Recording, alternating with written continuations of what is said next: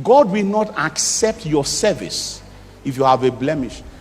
You can eat the bread of your God, but you cannot offer it if you have a blemish. Now, you know they said it's not good to give the children's bread unto dogs, isn't it? And in context, Jesus was talking about healing. So now we say healing is the children's bread. You can eat. That's what the Bible says. You can eat bread, but you can't offer it if you have a blemish. Perpetual consumers. When you are sick, God will heal your sick. It's not a problem. You are a priest. No wahala. We know you are born again. Are you with me?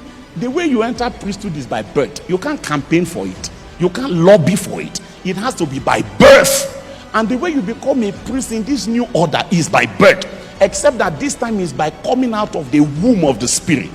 Whatsoever is born of God. So we are not doubting that you have been born and that you are properly born. We are simply saying if there be a blemish, Abba says, let him not approach.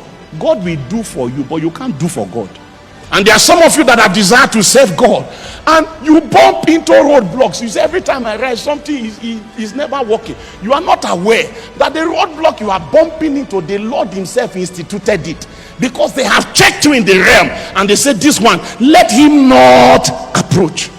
If they have given an order in the realm and they have said, let him not approach, the prayer and fasting that people used to do, that they used to have angelic visitation and Jesus used to come into their room, when you do it, you start having nightmares.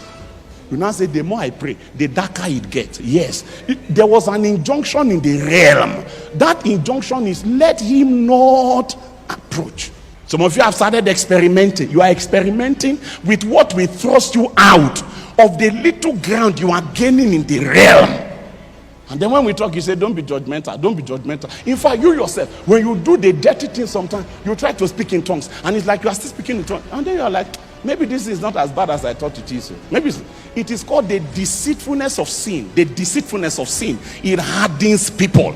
You will not know it. Layer by layer, little by little, here a little, there a little, you will become a monster in the realm.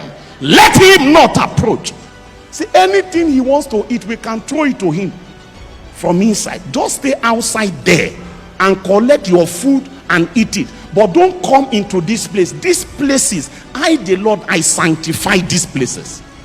The place itself is holy. You can't be an unholy person stepping into this place. And until you are ready to walk the walk, until you are ready to walk the walk, until you are ready to walk the walk, because God is going to sit some of you down and they will write a list for you. It's not so that you can go to heaven. It is that you might approach. That you might approach. The reason why some of you are yet held, and it looks as if, what else do I need to do? Lord, I am available. One man of God used to say, you have given your life to God. Have you bothered to find out if he accepted it? Salvifically, yes. Whosoever comes unto me, I will in no wise cast out. But ministry wise is a different ball game altogether. There are people that are born again, but God said, let him not approach.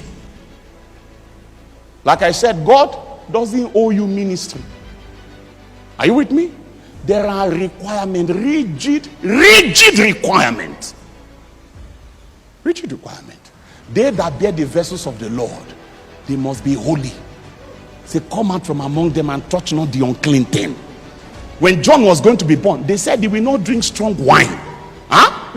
Those obligations they laid upon John, it was not necessary to be an Israelite, but there was an ordination John was coming into.